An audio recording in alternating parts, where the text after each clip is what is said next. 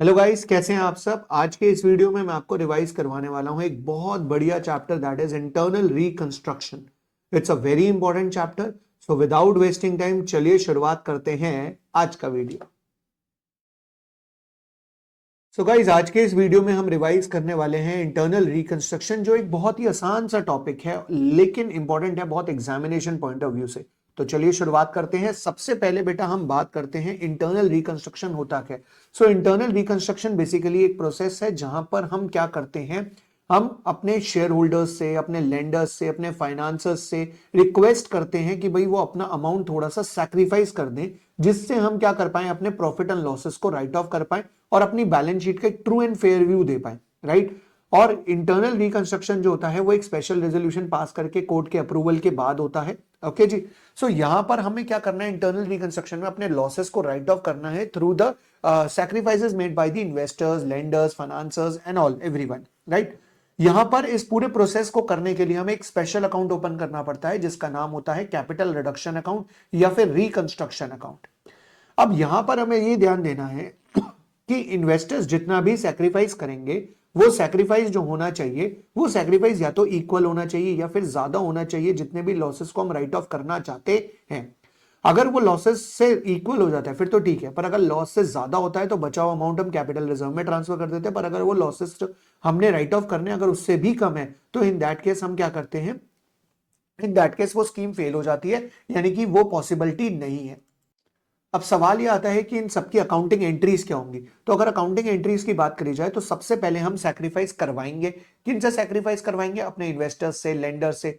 देखिए, जो इन्वेस्टर्स मतलब शेयर होल्डर्स, लेंडर्स मतलब हमारे क्रेडिटर्स या फिर जिन्होंने हमें लोन दिया हुआ है, फाइनेंसर्स, वो सब हो गए। अब वो जितने भी लोग हैं उन सबका बैलेंस क्रेडिट बैलेंस है। अब क्रेडिट बैलेंस वालों से अगर हमने सैक्रिफाइस करवाना है तो उनका बैलेंस कम करना पड़ेगा, तो उन्हें डेबिट करना पड़ेगा, यानी कि investor debit, lender debit, financer debit to capital reduction account. Then इसके बाद हम अपने लॉसेस को भी ट्रांसफर कर देंगे कैपिटल रिडक्शन में। लॉसेस का बैलेंस डेबिट होता है, उसको ट्रांसफर करने के लिए एंट्री पास हो जाएगी capital reduction to losses. And then इसके बाद कैपिटल रिडक्शन में जो भी बच जाएगा वो ट्रांसफर कर दिया जाएगा कैपिटल रिजर्व में। लेकिन क्या है जी, कुछ बातों का हमें इंटरनल रिकंस्ट्रक्शन में ध्यान रखना पड़ता है, जिसमें से सबसे पहली बात, इंटरनल रिकंस्ट्रक्शन का डिस्क्लोजर कैसे देना है। तो आपने ना कंपनी की बैलेंस शीट बनाते समय इंटरनल रिकंस्ट्रक्शन के बाद कंपनी के नाम के आगे आपने लिखना है एंड रिड्यूस्ड, यानी कि balance sheet of A limited and reduced. और ये काम आपने 5 साल तक करना है। 5 साल हम देंगे, बेसिकली हम ना कंपनी को 5 साल देते हैं उठने के लिए। अगर 5 साल में हमें लगता है कंपनी उठ रही है, सही चल रही है, फिर तो कोई दिक्कत नहीं, वरना फिर कंपनी चली जाती है लिक्विडेशन के अंदर। इसके बाद हम अपनी सारी एसेट्स और लायबिलिटीज को भी रीवैल्यू करेंगे, क्योंकि जब हम ट्रू एंड फेयर व्यू की बात करते हैं तो इन दैट केस हमारे को अपनी एसेट्स और लायबिलिटीज को बिल्कुल एग्जैक्ट आज की जो वैल्यू है उस पर रिकॉर्ड करना चाहिए, यानी कि हम रीवैल्यूएशन करेंगे एसेट्स का भी, लायबिलिटी का भी। अब अगर हम एसेट्स का अपवर्ड रिवैल्यूएशन करते हैं तो एसेट की वैल्यू बढ़ जाएगी टू कैपिटल रिडक्शन, और एसेट्स की वैल्यू कम करते हैं यानी कि डाउनवर्ड रिवैल्यूएशन करते हैं तो एसेट्स की वैल्यू कम हो जाएगी, कैपिटल रिडक्शन अकाउंट डेबिट हो जाएगा। देन इसके बाद बारी आती है, अगर कोई भी रिजर्व्स अगर आपके पास पड़े हैं बैलेंस शीट में, किसी भी तरह के रिजर्व हो, कोई भी नेचर का रिजर्व हो, यानी कि capital redemption reserve, capital reserve, किसी भी तरीके का अगर आपके पास रिजर्व है, अगर आपको जरूरत है तो आप उस रिजर्व को भी यूज कर सकते हो अपने इंटरनल रिकंस्ट्रक्शन के प्रोसेस में। यानी कि आप चाहे तो कोई भी टाइप ऑफ रिजर्व आप ट्रांसफर कर सकते हो कैपिटल रिडक्शन अकाउंट में। तो एंट्री पास हो जाएगी reserve account debit to capital reduction account. Then इसके बाद फिक्टिशियस एसेट्स अगर आपके पास कोई है तो आपको उसे हमेशा राइट ऑफ करना है, यानी कि फिक्टिशियस एसेट्स को कैपिटल रिडक्शन में ट्रांसफर कर देंगे, एंट्री हो जाएगी capital reduction to fictitious asset. Fictitious asset बोले तो discount on issue of debenture, premium on redemption of debenture, ये सारी चीजें अगर आपके पास एसेट साइड पर है, यानी कि आपके कोई भी लॉसेस पड़े हैं, डेफर्ड रेवेन्यू एक्सपेंडिचर्स या एडवर्टाइजमेंट सस्पेंस अकाउंट, तो वो आप राइट ऑफ कर सकते हैं। लेकिन अगर आपके पास कोई इनटेंजिबल एसेट पड़ी है तो भाई जितना गिवन है फिर आप उतना ही रिवैल्यू करेंगे, यानी कि जो क्वेश्चन में गिवन होगा उसके हिसाब से आप इसको रिवैल्यू कर देंगे, राइट। इसके बाद जब आप बेसिकली इक्विटी शेयर कैपिटल से सैक्रिफाइस करवाते हो तो वहां पे आपसे उनसे सैक्रिफाइस करवाने के 3 तरीके होते हैं। अब आपने इक्विटी शेयर होल्डर्स को या प्रेफरेंस शेयर होल्डर्स को आपने बोला कि आप सैक्रिफाइस कर दो कुछ अमाउंट। अब सैक्रिफाइस करवाने के 3 तरीके होते हैं। सबसे पहला तरीका होता है आपने उनकी फेस वैल्यू को कम कर दिया। अब जब आप उनकी फेस वैल्यू को कम करते हो तो उसमें आप उनको बेसिकली एक नया शेयर दे रहे हो। तो हम क्या करते हैं, लेट्स से उनकी 100 रुपए की फेस वैल्यू थी, हमने 75 पे कर दिया, 75 पे कर दिया। तो अब हम एंट्री क्या पास करेंगे, इक्विटी शेयर कैपिटल 100 वाली डेबिट, 100 वाली इक्विटी शेयर उनसे वापस ले लेंगे, टू इक्विटी शेयर कैपिटल 75 वाली उन्हें दे देंगे, टू कैपिटल रिडक्शन में आ जाएगा, बाकी बचाओ 25 रुपए। Same is the case with preference shareholders. Then इसके बाद अगर कोई भी एडिशनल ऑब्लिगेशन होता है तो क्या होता है, एडिशनल ऑब्लिगेशन अगर कोई भी होता है, what is the meaning of additional obligation, ये समझना बहुत जरूरी है, मेरी बात को ध्यान से सुनिएगा। अगर बैलेंस शीट में मुझे दिया है इंटरेस्ट ऑन डिबेंचर और मैंने वो इंटरेस्ट ऑन डिबेंचर पे कर दिया, मतलब बैलेंस शीट में मुझे आउटस्टैंडिंग इंटरेस्ट ऑन डिबेंचर दिया है और वो इंटरेस्ट ऑन डिबेंचर मैंने पे कर दिया, तो मैं एंट्री पास करूंगा outstanding interest on debenture debit to bank account. Perfect है। पर अगर वो कहता है interest on debenture balance sheet में नहीं दिया पर आप फिर भी पे करो, अरे भाई बैलेंस शीट में नहीं दे रखा फिर भी मुझे पे करना है, तो this is known as additional obligation. तो एडिशनल ऑब्लिगेशन वो होता है यानी कि वो ऑब्लिगेशन जो ऑलरेडी बैलेंस शीट में गिवन नहीं है।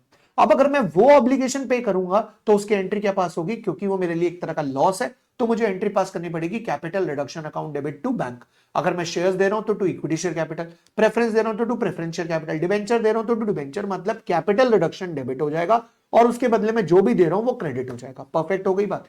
इसके बाद अगर मान लो वो कहता है interest on debenture balance sheet में नहीं दे रखा पर देना था, पर उन्होंने छोड़ दिया, सुनो ध्यान से, बहुत इंपॉर्टेंट है, capital interest on debenture balance sheet में नहीं दे रखा, कहीं भी नहीं दिया, ये इंटरेस्ट ऑन डिबेंचर कह लो, preference on dividend on preference share कह लो, वो बैलेंस शीट में कहीं नहीं दे रखा और नीचे दे रखा है एडजस्टमेंट्स में कि देना था पर वो कह रहे हैं मत दो, तो ठीक है भाई, इस केस में नो एंट्री, यानी कि एडिशनल ऑब्लिगेशन अगर वेव ऑफ हो जाए तो उसकी कोई एंट्री हम पास नहीं करते हैं। देन इसके बाद अगर कोई भी फ्रेश इशू की जरूरत है, कोई भी फंड्स की जरूरत है, तो उसके लिए हम फ्रेश इशू कर देंगे, उसकी एंट्री पास हो जाएगी bank account debit to equity share capital या प्रेफरेंस शेयर कैपिटल या डिबेंचर, जो भी आपने फ्रेश इशू किया होगा उसकी एंट्री पास हो जाएगी। देन पेड अप वैल्यू में कोई भी रिडक्शन आता है, पेड अप वैल्यू में, यानी कि मैंने अभी अभी आपको बताया हम चाहे तो फेस वैल्यू को रिड्यूस कर सकते हैं, हम चाहे तो पेड अप वैल्यू को रिड्यूस कर सकते हैं। पेड अप वैल्यू को रिड्यूस कैसे किया जाता है, हम उनको ये बात बोलेंगे कि तुमने हमें 100 रुपए दिए हुए थे, भूल जाओ, तुम ये मान लो कि तुमने 100 के बदले 80 ही दिए हुए थे, अब लाओ 20 रुपए और दो, राइट। तो इसका मतलब पहले उनसे वो 100 रुपए की पेड अप वैल्यू को 80 पे लाना पड़ेगा, इसका मतलब आपने उनसे 20 रुपए सैक्रिफाइस करवा लिए, तो उसकी एंट्री पास हो जाएगी इक्विटी शेयर कैपिटल या preference share capital debit to capital reduction account. लेकिन ये पॉइंट आपको तभी लगाना है जब आपको साफ साफ मेंशन हो कि पेड अप है। ओके, देन इसके बाद आता है share surrender, it's very important, इसे ध्यान से सुनिएगा।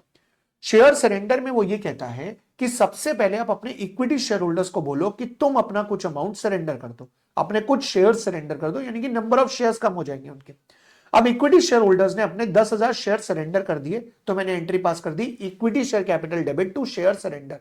अब ये जो मेरे हाथ में शेयर्स पड़े हैं ये मेरे शेयर्स नहीं है, ये वो शेयर्स हैं जो मैंने इक्विटी शेयर होल्डर्स से लिए थे। परफेक्ट है। अब ये शेयर होल्डर्स मैंने डिबेंचर होल्डर को दे दिए। अब जैसे ही मैंने ये डिबेंचर होल्डर को दिए तो डिबेंचर नामक लायबिलिटी फ्री हो जाएगी। पूरी कहानी को दोबारा सुनेंगे। सबसे पहले मैंने इक्विटी शेयर होल्डर से शेयर सरेंडर करवाए, यानी कि equity share capital to share surrender. Then मैंने यही शेयर्स डिबेंचर होल्डर को दे दिए, मैंने एंट्री पास कर दी share surrender to equity share capital. अब ये प्रोसेस करने से जो डिबेंचर होल्डर की लायबिलिटी थी वो खत्म हो गई, वो खत्म हो गई, लेकिन उसके बदले मैंने जेब से कुछ नहीं किया। सर गया तो ये शेयर्स गए, मेरी जेब से थोड़ी ना गए हैं, ये तो वो शेयर्स है जो मैंने इक्विटी शेयर होल्डर से लिए। आप मेरी बात को समझो, मेरी जेब में 100 रुपए पड़े हैं, राइट। मैंने इक्विटी शेयर होल्डर्स को बोला 10 रुपए देना, उन्होंने दे दिए 10 रुपए। मैंने डिबेंचर होल्डर को बोला इधर आओ तुम्हें 10 रुपए देने थे, उन्होंने कहा हाँ देने थे, ये लो 10 रुपए पकड़ो। अब एक बात बताओ, मेरी जेब से क्या गया, कुछ भी नहीं, और मेरी जेब से कुछ नहीं गया और वो लायबिलिटी पे ऑफ हो गई, तो इसका मतलब वो लायबिलिटी ट्रांसफर हो जाएगी कैपिटल रिडक्शन में। तो सिंपल सा फंडा है, जब हमने शेयर सरेंडर करवाए equity share capital to share surrender, then ये शेयर हमने डिबेंचर होल्डर को दे दिए, तो share surrender to equity share capital, जिससे डिबेंचर होल्डर फ्री हो गया, तो debenture holder to capital reduction account. और इसके बाद अगर मान लो मैंने सरेंडर करवाए थे 10 रुपए पर डिबेंचर होल्डर को दिए 6 रुपए, तो 4 रुपए का सरेंडर अभी भी पड़ा है, ये 4 रुपए का सरेंडर मैं ट्रांसफर कर दूंगा कैपिटल रिडक्शन अकाउंट में। ओके जी। देन इसके बाद ऑल्टरेशन ऑफ शेयर कैपिटल, यानी कि सेक्शन 61। अब ये कहता है कि आप अपनी शेयर कैपिटल को दो तरीके से ऑल्टर कर सकते हो। सबसे पहला सब डिविजन। सब डिविजन का मतलब क्या है कि 10 रुपए के नोट के बदले आप 1-1 रुपए के 10 सिक्के ले आओ। 10 रुपए के नोट के बदले 1-1 रुपए के 10 सिक्के ले आओ। मतलब अगर आपके पास 10,000 शेयर है 100 रुपए के, तो अब इसे कन्वर्ट कर दो 1 लाख शेयर 10 रुपए के, यानी कि एग्रीगेट कैपिटल सेम रहनी चाहिए। तो इसमें एंट्री पास होती है equity share capital old face value debit to equity share capital new face value. Done. Then इसके बाद सेम उल्टा हिसाब होता है कंसोलिडेशन में, यानी कि यहां पे एक एक रुपए के 10 सिक्के को देकर 10 रुपए का नोट ले आओ, यानी कि 1 लाख शेयर है आपके पास 10 रुपए वाले, इसे कंसोलिडेट कर दो 10,000 शेयर 100 रुपए वाले में। सेम एंट्री पास होती है, equity share capital account debit to equity share capital, old face value new face value. Then इसके बाद है कि अगर आप कन्वर्जन करते हो इक्विटी स्टॉक, इक्विटी शेयर्स को स्टॉक में, अगर आप शेयर्स को स्टॉक में कन्वर्ट करते हो तो जर्नल एंट्री पास होगी equity shares to equity stock, और अगर आप स्टॉक को वापस कन्वर्ट करते हो तो एंट्री पास हो जाएगी equity stock account debit to equity share capital. Basically stock क्या होता है, स्टॉक जो होता है वो शेयर्स को कंसोलिडेट करके एक सिंगल यूनिट में कन्वर्ट कर दिया जाता है, राइट। तो बेटा ये है मेरा इंटरनल रिकंस्ट्रक्शन चैप्टर। अगर इंटरनल रिकंस्ट्रक्शन से रिलेटेड कोई भी डाउट है तो आप कमेंट सेक्शन में कमेंट करके पूछ सकते हैं। अगर आपको वीडियो अच्छा लगा हो तो आप लाइक करें, शेयर करें, और अगर आप इस चैनल पे नए हो तो सब्सक्राइब जरूर करते हैं। मिलते हैं नेक्स्ट वीडियो में, आज के लिए इतना ही, बाय बाय।